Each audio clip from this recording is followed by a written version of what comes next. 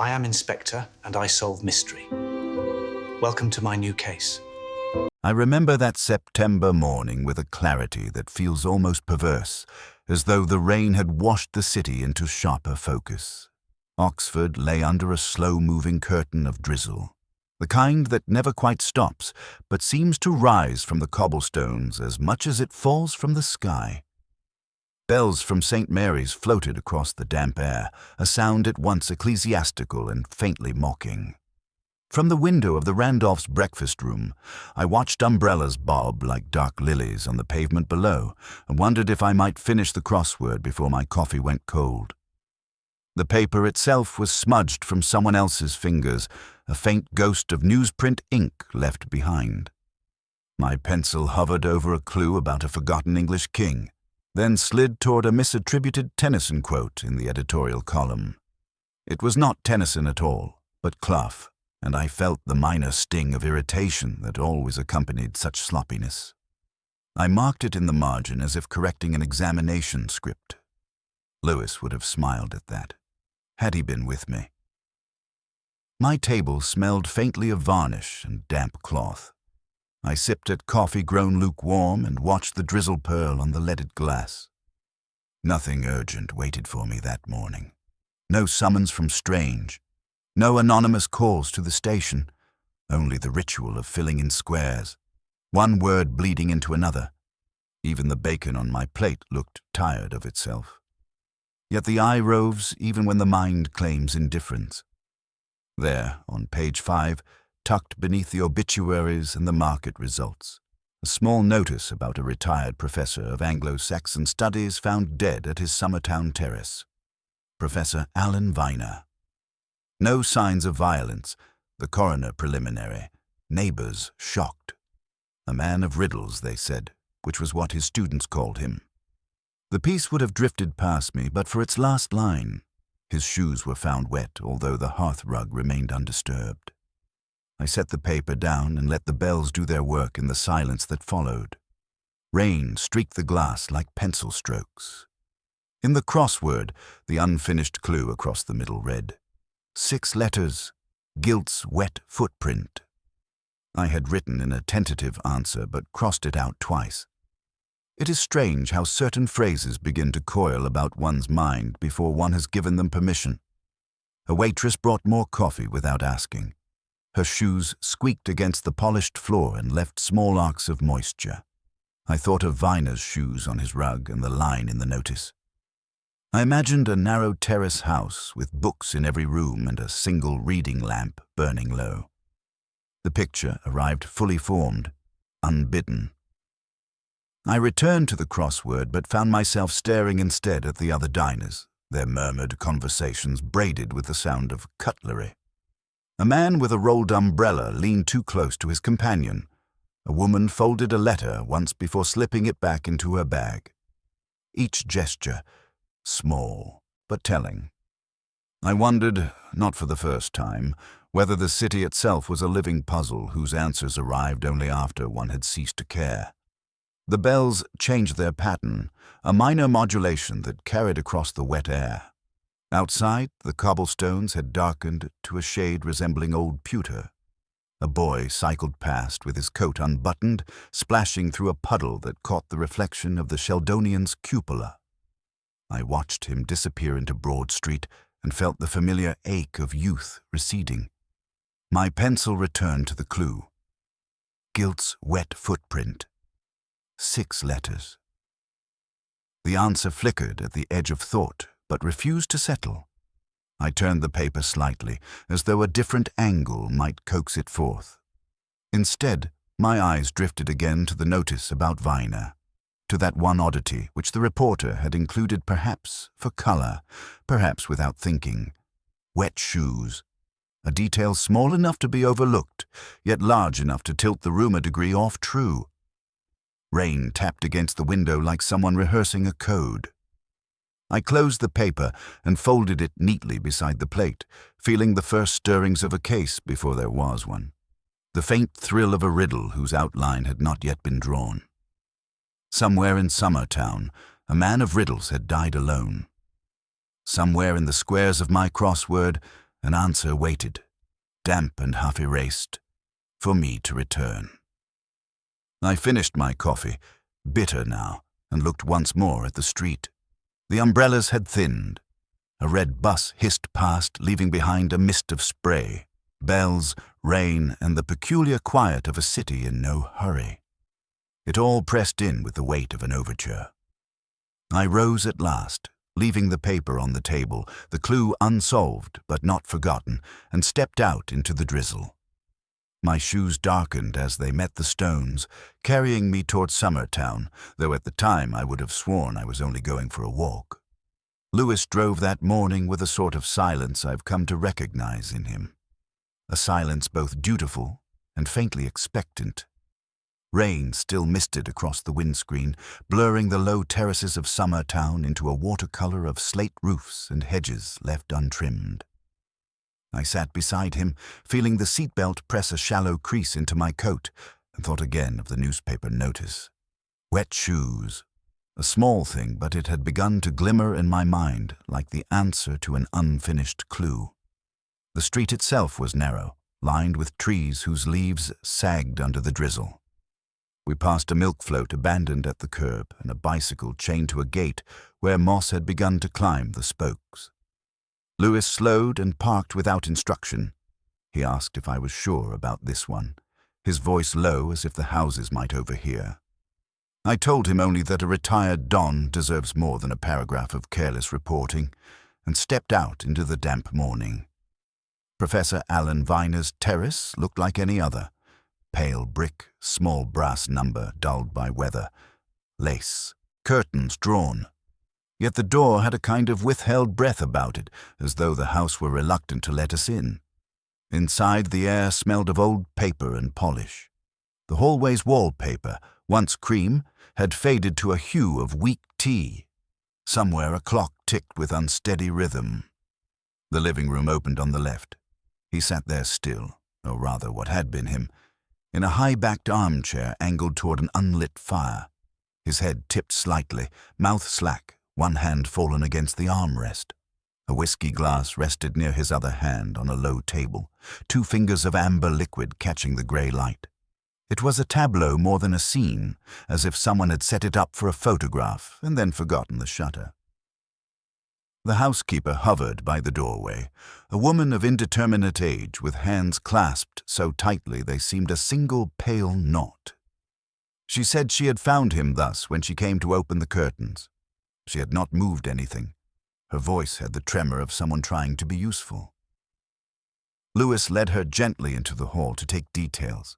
I stood a moment longer, letting my eyes adjust. The hearth rug beneath his shoes was dry, yet the leather itself glistened, small beads of water clinging to the stitching.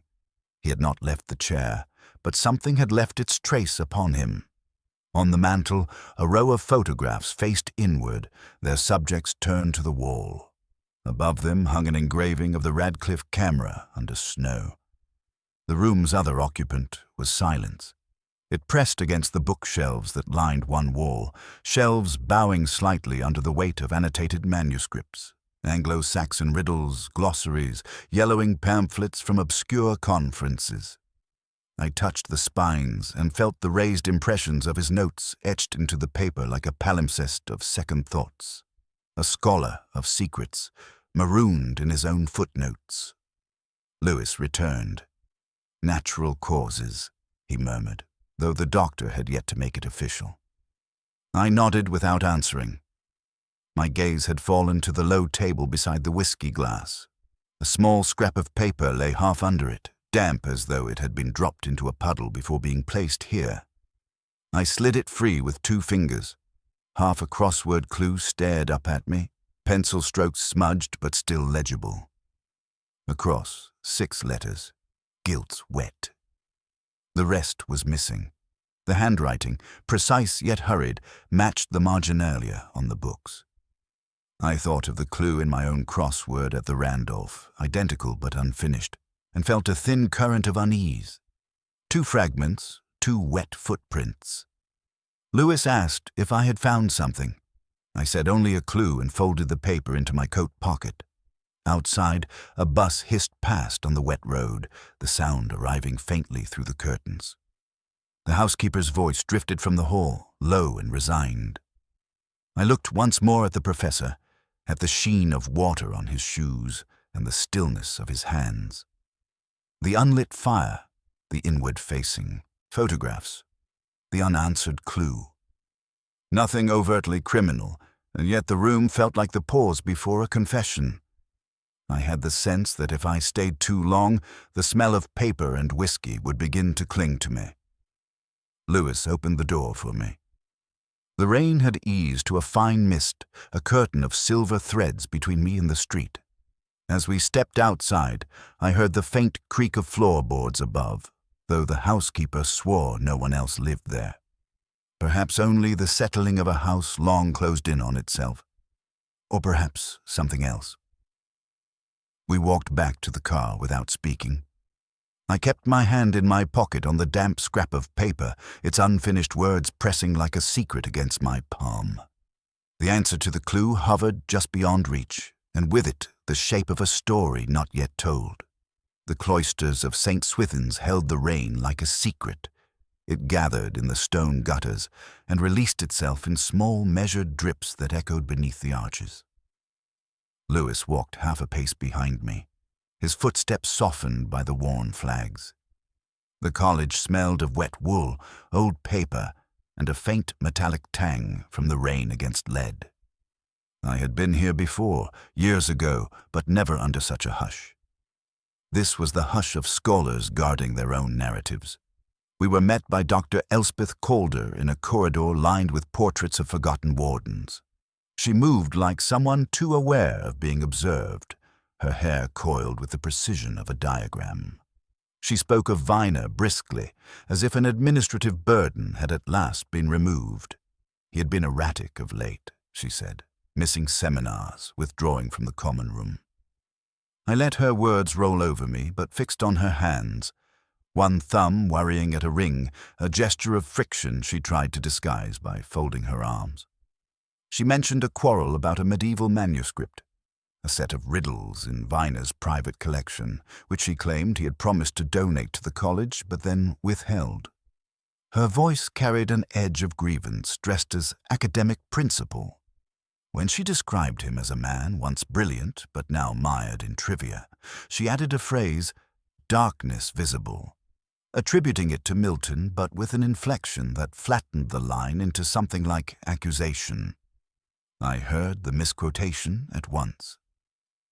She had inverted the clause, making it visible darkness, an error too small for anyone else to note, but it jarred like a slipped chord. Lewis asked where she had been the night of Viner's death. At home, she said, preparing a lecture on Beowulf. Her eyes flickered sideways, not evasive exactly, more like a curtain drawn against a draught. Dr. Hugo Lark greeted us in a set of rooms that smelled of cheap wine and stale pipe smoke. He was the sort of man who practiced charm as a second language. He told us how fond he had been of Viner, how shocked he was, how unthinkable that anyone might wish him harm. All this with a smile pitched just shy of rehearsed. On his desk lay an open letter from a bank, the words "Final Notice," visible through the paper like bones beneath skin. He closed it casually when he saw my glance. He spoke of a minor disagreement over a conference invitation, nothing serious. He said he had been at a dinner in town the evening Viner died. I asked who else was present. He named 3 colleagues, 2 of whom I knew to be abroad. He did not correct himself. Lewis made a note, his pencil quiet but deliberate. Simon Greaves was more elusive. We found him in the college library, a tall figure bent over a notebook, his long fingers smudged with ink. He looked up slowly, as if emerging from a tunnel of words. He claimed he had not seen Viner in weeks, though a bottle of Burgundy on the table between us bore a date and an inscription in Viner's hand. He said it was a gift. I believed him less than I believed the dust on the cork. Greaves spoke of poetry, as though it were a form of confession one could perform without consequence. His latest work, he said, had been inspired by a river, not by any man. Yet a line of his poem, published only days before, mirrored a phrase from Viner's missing diary page. Though I had not told anyone it was missing, I asked nothing more. By the time we left the library, the light had thinned to a grey wash through the high windows. Students moved in hushed clusters, their gowns damp at the hems.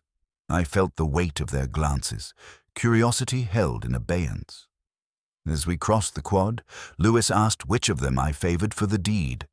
I said none, which was true enough for the moment. What I had instead was a faint pattern forming. Quarrels over a manuscript, debts dressed as friendship, a misquoted poet, a bottle of wine left without explanation. They were not yet evidence, only echoes. But echoes, if one listens long enough, begin to shape the room they inhabit. We passed under the archway and back into the drizzle.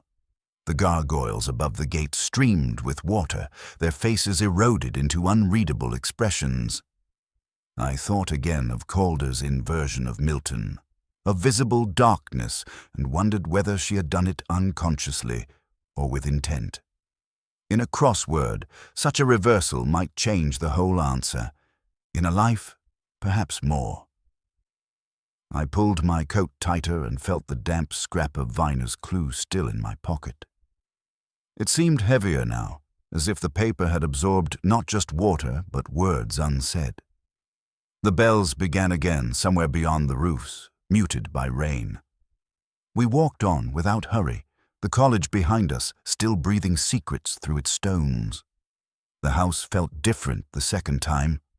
Rain had dried on the bricks, leaving pale seams like veins across the terrace, yet the hallway's air remained steeped in old paper and unspilled words.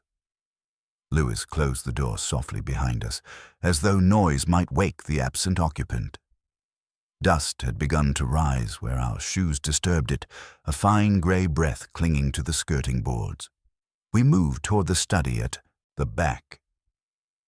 It was a small square of a room whose window overlooked a garden already surrendering to weeds.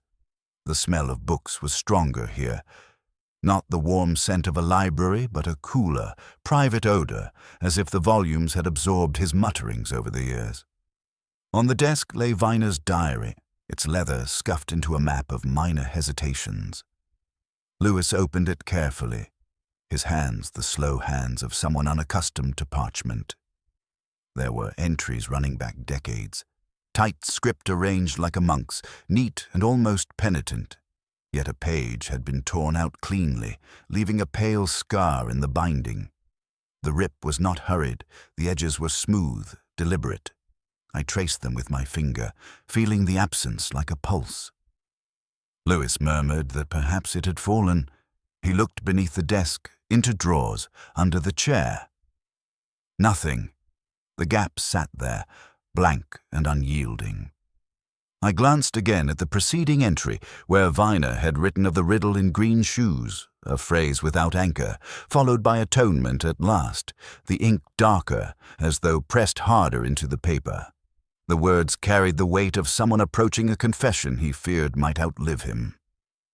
Beside the diary lay a photograph framed in cheap wood. 4 figures arranged on a riverside lawn. Viner younger, leaner, his smile tentative. Calder seated with a book on her knees, gaze sideways.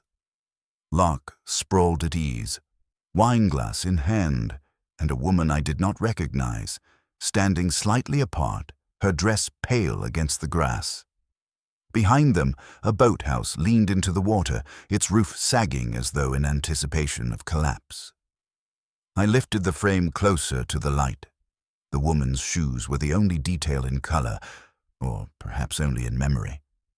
A dark green that caught the sun. She seemed poised to step away, even as the shutter clicked. Lewis asked who she might be. I said nothing. Instead, I turned the photograph over.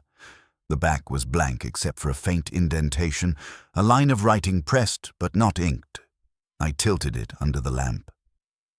4 names partially visible, the 4th scored out. An afterthought or an erasure. He pointed to a marginal note in the diary 2 pages earlier. Picnic by the chair well, riddles shared. I began to sense a geometry of guilt threading through time. A lost page, a woman half vanished from a photograph, a phrase about atonement written in a scholar's cramped hand. The desk's top drawer held nothing but pencils worn to stubs and a single folded napkin marked with a wine stain. I held it up. The stain had bled into the shape of a question mark.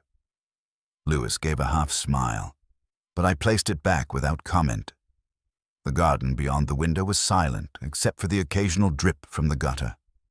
Ivy had begun to climb the fence in slow insistence. I thought of Calder's inverted Milton, of Locke's debts, of Greaves' poem echoing words he should not have known. But more than that, I thought of the color green. Shoes, ivy, the river's reflected light. A thread running through everything we had touched so far. Lewis asked whether I believed the missing page would explain it all. I said only that explanations arrived like low tide, revealing more than one expected and less than one hoped. He shook his head, perhaps at me, perhaps at the house. We left the study as we had found it, the diary closed but its absence open. In the hall the clock ticked again, slightly off beat. Outside the window the last of the daylight thinned to a dull pewter, and the photograph's glass caught it, throwing a faint green glimmer onto the wall. I paused at the threshold, feeling the weight of that small glimmer settle in me. A secret held for decades had begun to murmur, though not yet in words. In the crossword of this case, one square remained blank, and the missing page would not be enough to fill it. The mitre was breathing softly when I arrived, its walls scented of old hops and the varnish of countless evenings. The low ceiling gathered the murmur of conversation into a single, warm chord. I took a corner table where the light from the window slipped across the polished wood like a tired hand. Outside, Broad Street glistened from an afternoon shower. Bicycles leaned against the railings, their wheels still dripping. Calder entered without hesitation, her coat a dark silhouette against the pale door frame. She moved like someone accustomed to narrow corridors of power, sliding between tables without looking to either side. When she sat opposite me, the air felt fractionally colder, though perhaps that was the draught from the door. She ordered a glass of dry white as though it were a continuation of her day's work rather than an indulgence. She spoke first of Viner, or rather of his scholarship, the glory of his early work, the disappointments that followed. Her words were crisp, almost footnoted, yet each one placed with a care that seemed rehearsed. When I asked about their friendship, she smiled without mirth and said that friendship among academics was always provisional. Her fingers circled the stem of her glass, tracing an invisible pattern. I asked about the photograph on his desk. She said it had been taken one summer by the Cherwell, a picnic after a faculty meeting. Her voice caught slightly, not on the name of the river, but on the word summer, as though the season itself carried weight. Then she added, too quickly, that there had been a rowing accident that day, nothing serious, a student capsizing in a punt, soaked but unharmed. The line had the smoothness of something repeated in one's head for years until it hardens into truth. I let the silence stretch. Around us, the pub's other patrons bent over their pints, their talk rising and falling like tidewater. The smell of malt and damp coats mingled in the dim light. Calder took a sip of wine and looked toward the bar rather than at me. Her eyes held a flicker of something. Not fear exactly, but calculation. Lewis arrived halfway through our conversation, his coat spattered from rain. He stood just inside the door, catching my eye with a brief signal.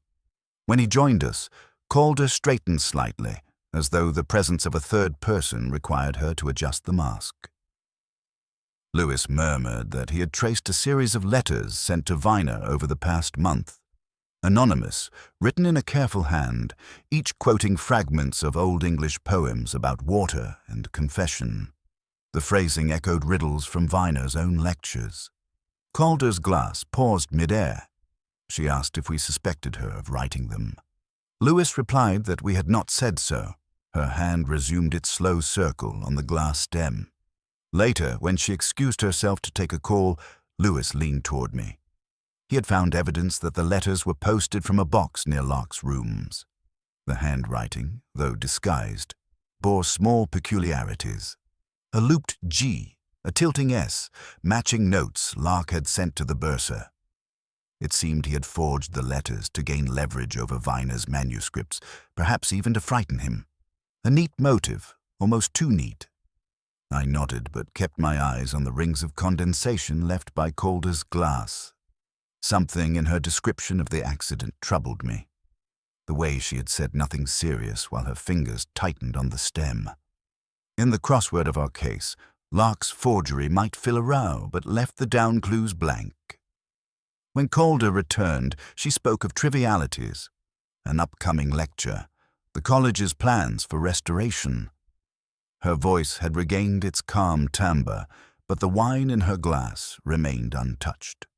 She gathered her bag, thanked us with a civility bordering on dismissal, and left the pub as directly as she had entered. I stayed a moment longer, listening to the low creak of the floorboards and the muted clink of glasses at the bar. The mitre held its familiar smell of rain-soaked coats and stale history. Lewis said it looked clear enough now. Locke's forgery, Viner's panic.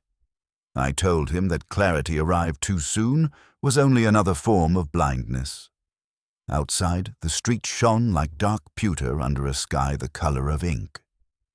I slipped the damp scrap of Viner's crossword back into my pocket and felt its soft edge against my palm. Calder's rehearsed accident, Locke's forged confessions, Viner's missing page, pieces scattered on a table where the answer remained stubbornly unsolved.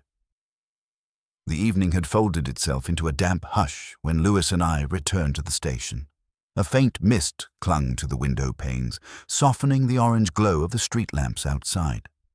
Papers lay scattered across my desk, each a fragment of Viner's life, bank slips, letters, photographs, like the edges of a puzzle without its center. I poured a measure of whiskey and watched it settle, amber as cathedral glass. Lewis came in quietly, holding a folder.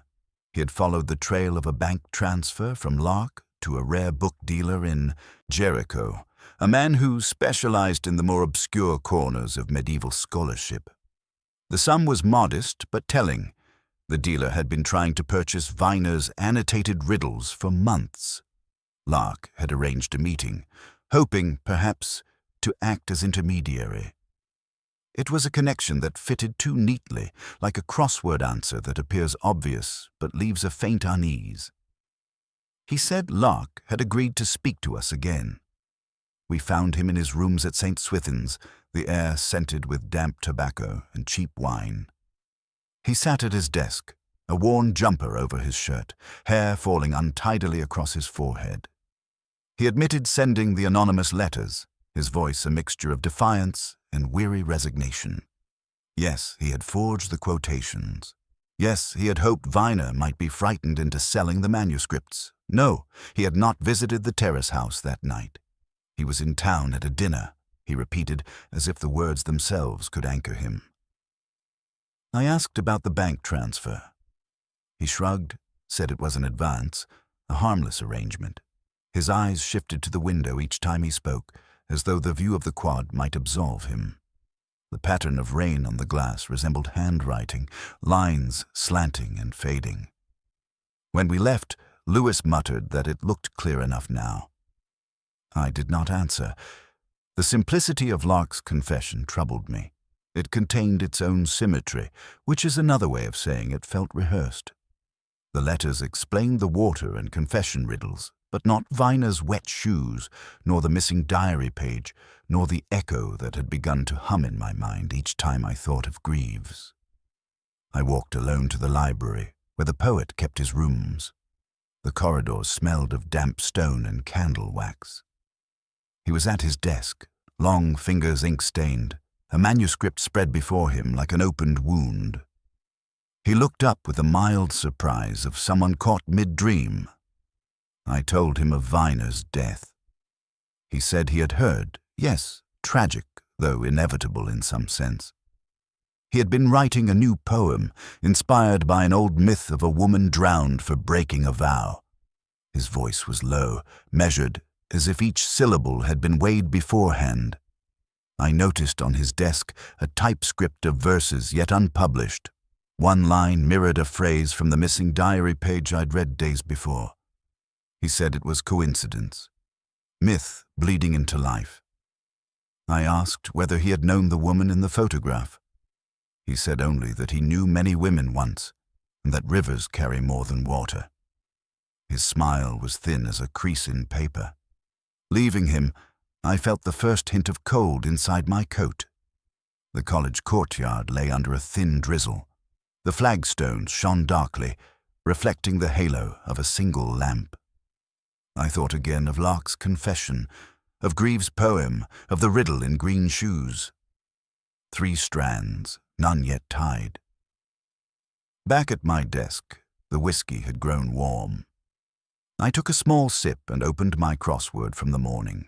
A clue I had left blank now, flickered into meaning. 6 letters, feigned. Not guilt's wet footprint at all, but something close enough to mislead. A false trail, a second red herring.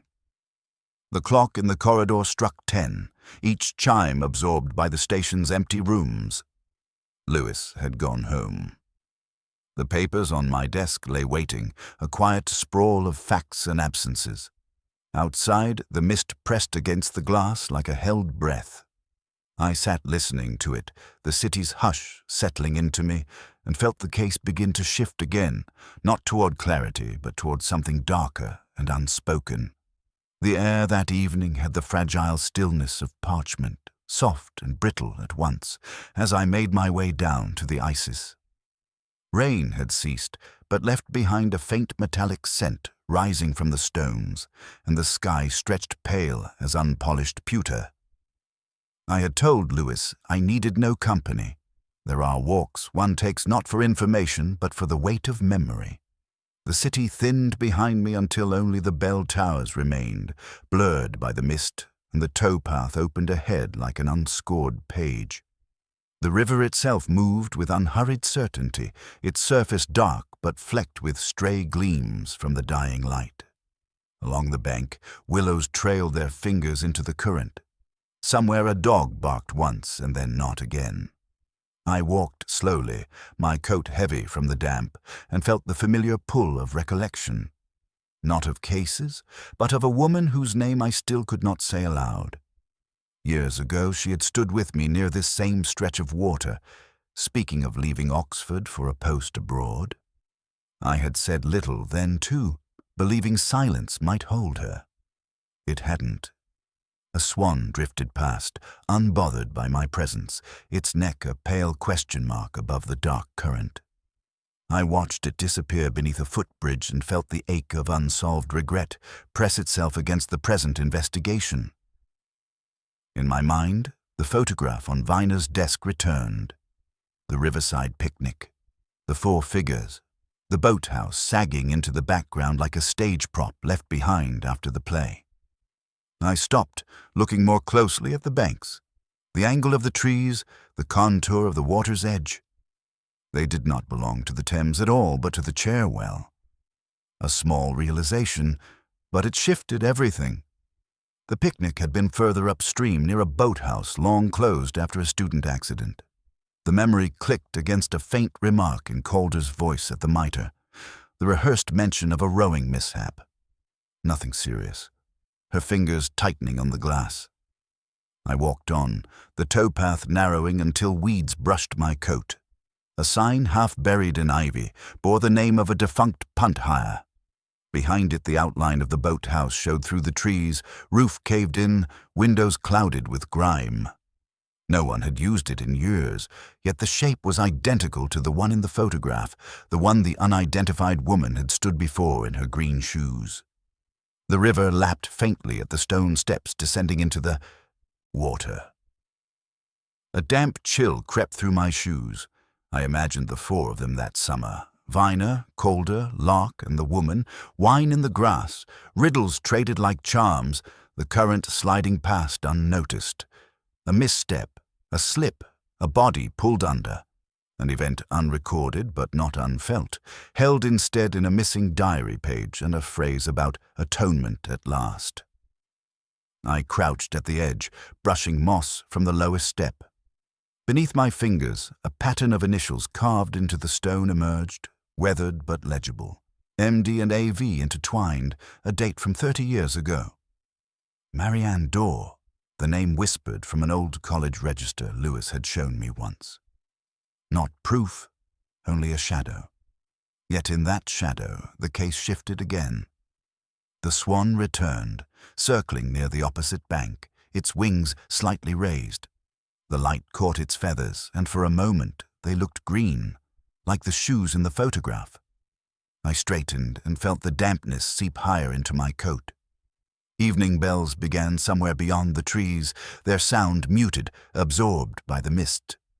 I turned back toward the city, the path gleaming faintly ahead.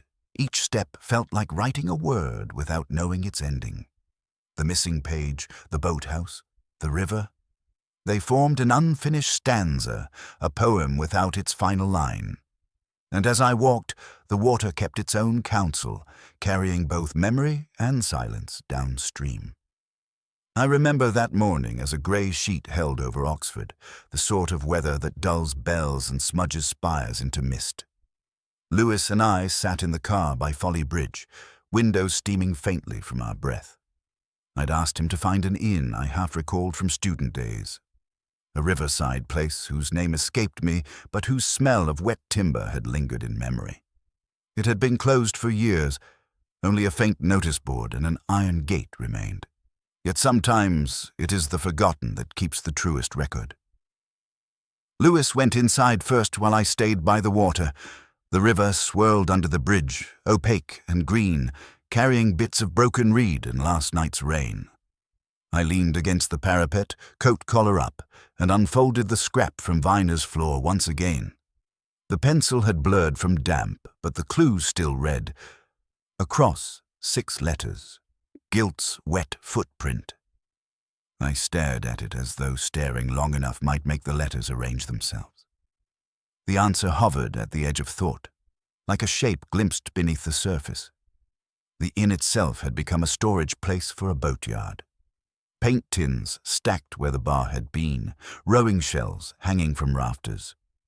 Yet behind the counter, Lewis found a ledger left behind, its pages swollen from damp but still legible. He brought it out as if carrying a relic. We opened it on the bonnet of the car, the paper releasing a faint smell of mildew and ash. There it was, a date from 30 years ago, 3 signatures entered in neat college hands. Alan Viner, Elspeth Calder, and a third line only as Miss. The surname, smudged, unreadable. Below, a faint scrawl in another ink. Punt accident, resolved. No elaboration. My fingers rested on the page. The handwriting had pressed so deeply into the paper that the indentations showed even where the ink had vanished, like footsteps on wet sand. Lewis asked if it was enough to prove anything. I said not yet. It told me who was there, but not why the 4th name was missing. Not why Viner had written of atonement at last. The missing diary page still lay like an empty square in my crossword. But the clue, Guilt's wet footprint, seemed less figurative now. It was not just a phrase, but a residue, a mark left by someone returning from the river. I looked up at the water again. A pair of rowers passed silently, their oars slicing the surface with clean precision. Each stroke left a small whirlpool that closed almost at once, but not entirely. Calder had called it a rowing accident, nothing serious. Yet here, in the ledger, it had been serious enough to note, and serious enough for a name to be lost. Lewis said we could question her again. I told him later. There are truths one approaches obliquely, like a banked curve of river. If one moves too directly, the ground gives way. He gave me the faintly exasperated look he reserves for my evasions, but said nothing more. I folded the ledger shut and handed it back. The damp had seeped into my gloves. They smelled of mildew and cold paper. As we walked to the car, a gust of wind lifted the scrap of Viner's clue from my pocket. I caught it before it fell into the water. The paper was soft, almost translucent now, the pencil strokes like veins. The bells of Christchurch drifted across the river, low and blurred. I thought of the photograph's picnic scene, the boathouse leaning like a guilty witness, the woman's green shoes against the grass. All of it arranged like a riddle whose answer I could almost name. But motive lay hidden like silt at the river's bottom, waiting for some disturbance to rise. We drove off without speaking. In the rearview mirror, the water gleamed, then vanished behind a bend, carrying its silence with it. In my coat pocket, the scrap of paper and the memory of a ledger pressed against each other, two fragments of a story still resisting completion. It was late when Lewis came into my office, rain shining on his shoulders like a second coat. He laid a thin folder on the desk without a word. The station smelled of damp paper and cooling tea. Outside, the city had gone to shadows. I opened the folder and found a photocopy of a student register from St. Swithin's, 30 years old, the ink graying at the edges. There she was, Marianne Dorr, the fourth figure from the Riverside photograph.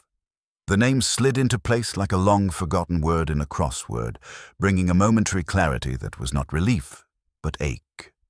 Lewis spoke quietly, as if to himself. "Promising student," he said. Calder had been her tutor. Viner, her secret lover, she had drowned at the Cherwell boathouse one summer afternoon. The incident had been hushed, an accident filed away, no formal inquiry. Her family persuaded, her tutors protected, careers saved. He pushed across a second sheet, an old disciplinary memo stamped "Confidential," the signature of the college warden, a faint smear. I held the paper and felt the weight of its silence. So this was the ghost that had moved beneath our case. Not murder, but memory. Yet it answered nothing about wet shoes, missing pages, or atonement at last. Later that night, I walked the station corridor alone. The fluorescent lights hummed faintly, and each door I passed gave off its own small draft. I carried with me the photograph from Viner's desk, still in its cheap frame. In the glow of the corridor, the faces looked younger but less innocent. Calder seated with her book, Lark sprawling with wine, Viner smiling without ease, and Marianne Dorr standing apart, her pale dress bright against the grass, the green shoes a single note of defiance. Behind them the boathouse sagged, a witness waiting for its testimony to be heard. Lewis found me there, leaning against the window. He asked what it meant. I said only that guilt has many shapes, and none of them neat. He said someone must have wanted Viner dead. I said perhaps no one did. I thought back to the missing diary page, the phrase about atonement. Viner had not been blackmailed merely over a manuscript. He had been trying to confess, to place into words what had been left unsaid when Marianne slipped under the water. Calder's rehearsed line about a rowing accident, nothing serious, had been an incantation against her own history. Lark's forged letters were only a parasite on a deeper wound. I took the scrap of Viner's crossword from my pocket and flattened it on the sill. Across 6 letters, guilt's wet footprint. My pencil hovered, and at last a word formed. Remorse. Not proof, only a flicker of understanding, but enough to change the light in the room. Lewis said it didn't fit. Remorse had 7 letters. I told him not always. In Old English, it had been spelled without the final E. He gave a small frown, the kind he reserves for my lexical pedantry, and said nothing more. The rain had eased. Through the window I could see the outlines of the city softening, spires blurred, streets shining. Somewhere a bell tolled the quarter hour, absorbed by the wet air. In my hand, the photograph trembled slightly. Whether from my grip or from a draught, I could not tell. I thought of Marianne's shoes catching the sun that day, a bright green mark against the grass. A footprint on water cannot last, yet its echo can move through decades, reshaping lives. Viner had walked back into his own past the night he died, shoes wet from the river, confession unfinished. No one had killed him but the weight he carried. I set the photograph down and closed the folder. The case, if that is what it was, had become a palimpsest of guilt and silence. I knew we would still have to speak to Calder, to Lark, to tidy what could be tidied. But in the quiet of that corridor, I felt the investigation slip from crime into elegy, and there was no solving elegy. The house received me with the same muted breath it had held on my first visit, as if it had been waiting. Rain streaked the windows and tapped at the guttering. A thin draught carried the scent of damp wool and extinguished fire. I closed the door quietly behind me. No Lewis this time, no housekeeper hovering. Only the low tick of the hallway clock, unsteady as a pulse. I moved to the sitting room. The armchair stood exactly as before, its fabric bearing the faint hollow of his body. On the table, a ring from his whiskey glass still stained the wood like a ghost of intent. I lowered myself into the seat, feeling its worn springs give a muted sigh.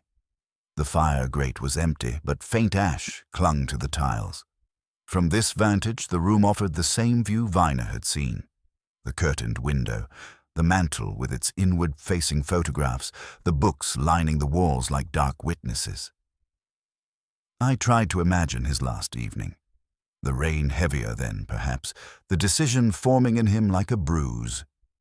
He had taken the missing diary page, atonement at last, folded it carefully, put on his coat and hat, stepped into the wet night. He would have walked the narrow streets toward St. Swithin's chapel, shoes striking the pavement in slow rhythm. Perhaps he paused at the gate, feeling the weight of 30 years press through the drizzle. I pictured him climbing the chapel steps, the paper in his pocket. But confession requires more than intent. The door may have been locked, or he may simply have turned back at the threshold, nerves curdling. The rain would have soaked his shoes as he stood there, hesitating. He returned here instead, carrying the damp on his soles like a silent admission. The whiskey bottle on the sideboard still held 2 fingers of amber. He must have poured himself a drink, maybe 2, the glass leaving its ring. Alone in this chair, the photographs turned to the wall, he sat with his unfinished confession.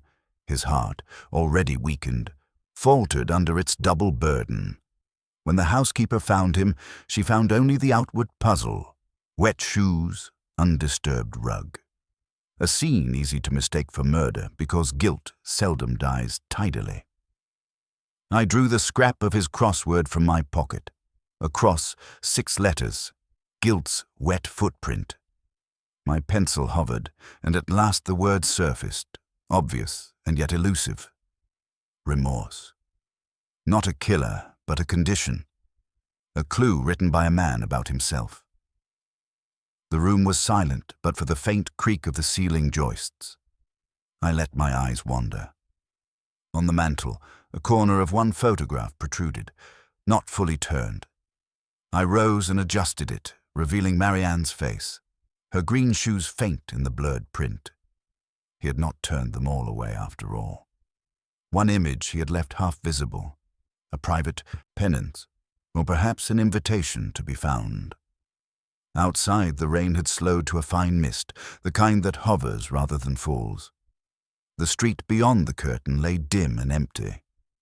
I thought of Calder rehearsing her accident story, of Lark forging letters, of Greaves turning guilt into poetry. Each had circled Viner's secret, but none had struck the final blow.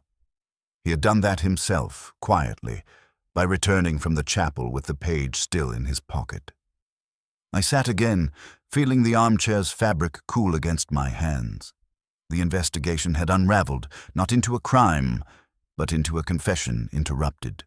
No killer to apprehend, only echoes of a drowned student, a scholar's silence, a missing page.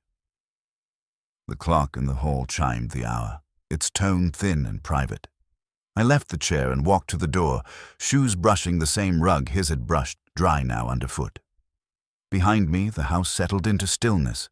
Outside, the mist pressed close, carrying with it the faint scent of the river and the quiet knowledge that some puzzles end not with revelation, but with resignation.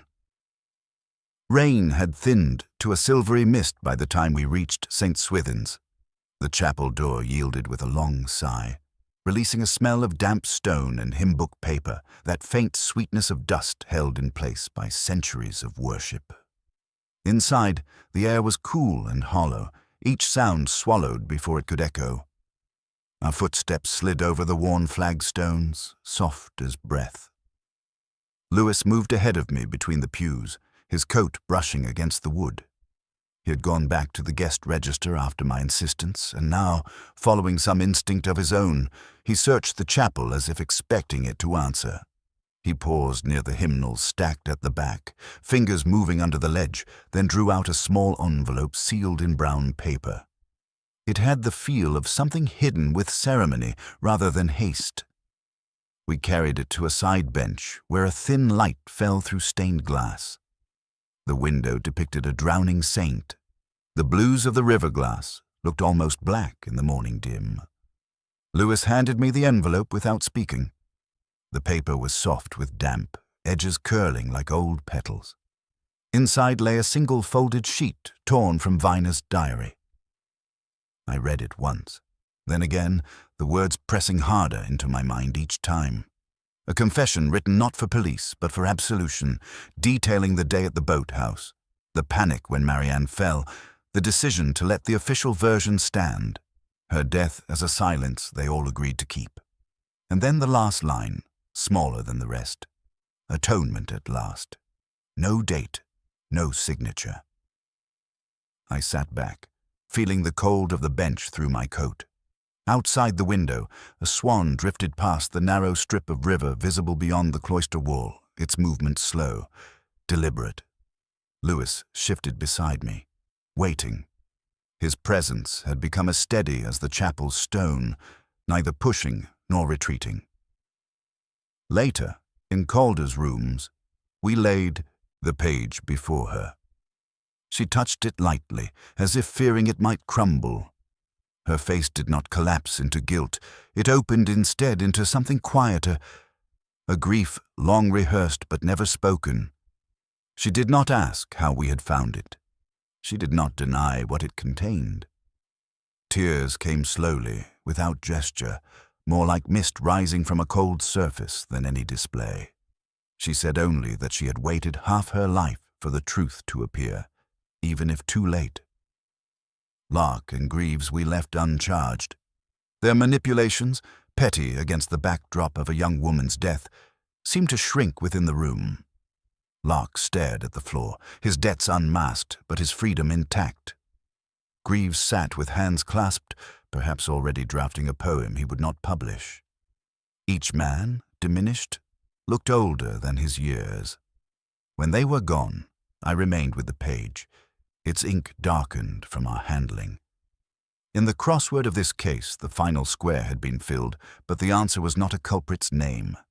It was a tragedy written in water and sealed with silence. Even my deduction, such as it was, felt less like triumph than the slow drawing of a curtain. Outside the college, the rain had stopped. The stones of the quad shone with a pale, reflective light. Bells from another chapel drifted faintly across the air, their notes neither celebratory nor mournful, only persistent. I folded the confession back into its envelope and handed it to Lewis. We walked without speaking through the cloisters, our footsteps soft as erasers across old chalk. I thought of Marianne's green shoes flashing once on the grass, of Viner returning from the chapel with wet soles and a page he could not deliver. In the end, no one had killed him but his own history. The swan beyond the wall had gone. Only the thin ripples remained, moving outward until they vanished against the bank. I turned my collar up and stepped back into the city, carrying with me the quiet knowledge that some riddles do not end with an arrest, but with an unfinished prayer. Rain had begun again by the time we stepped out of St. Swithin's. It came softly, almost shy, yet enough to blur the lamps along the high into trembling coins of light. Lewis pulled his collar up and said he would fetch the car. I told him I preferred to walk. We parted at the gate, our breath mingling once before drifting into the mist. The city felt both emptied and attentive. Water dripped from the gargoyles and gathered in the stone gutters, carrying a faint scent of iron and fallen leaves. My shoes made a muted sound on the cobblestones, the same sound I had imagined from Viner's last walk. A rhythm of hesitation rather than resolve. Above the roofs, bells tolled an hour that felt unmoored from the day. I found myself at the Randolph without deciding. The bar was half-lit, its brass rails dull from the damp coats of travelers. I took a table near the window where droplets crawled down the glass like slow script. A barman nodded without speech and set down a whiskey. The smell rose warm and medicinal. I unfolded my crossword. The page had grown soft from being folded and unfolded, the pencil marks faint as ghosts. Across, 6 letters, Gilt's wet footprint. The word I had written there earlier. Still held remorse. A small deduction, but the case had been full of smallnesses, each bearing its own quiet weight. I stared at it as though it were a mirror. Lewis joined me a few minutes later, rain stippling his shoulders. He did not order a drink. He said only, "We're finished then." I said perhaps, though I was thinking not of conclusions, but of the page in Viner's diary, the green shoes in the photograph, the chapel's damp hush. The bar's low murmur continued around us. A woman at the counter stirred her tea without drinking it. 2 men near the door spoke of the river levels, their voices carrying a note of cautious awe. I let their words drift past and watched the condensation gather on my glass. Confession, I thought, is a kind of river. It carries away the name but leaves the current behind. Viner had walked out into the rain with his confession folded in his pocket, returned with wet shoes, and died before posting it. Calder's tears had been not exposure, but release, a dam finally breached. Lark and Greaves diminished, left behind like flotsam, none of us clean, only varying degrees of silence. I traced the rim of my glass with a fingertip. The whiskey's warmth moved slowly through me, not comfort exactly, but a reminder of pulse. Outside, bicycles leaned against the railings, their tires reflecting the streetlight. The rain deepened, turning the cobblestones to a dark mirror of the sky. Lewis rose first. He said he would drive back to Kidlington. I nodded. He placed his hand briefly on my shoulder, a gesture rare for him, then left without further word. I sat alone, the crossword before me, the answer filled but not solved. Through the window I watched a girl run across the street, her green shoes flashing once in the wet light. She vanished into a doorway, leaving only ripples in the puddle where she had passed. I closed the paper, folded it carefully, and slipped it into my coat. The bells began again, muffled by the rain. The city outside seemed to hold its breath, each stone glistening as though newly revealed. Some stains, I thought, are only visible when it rains.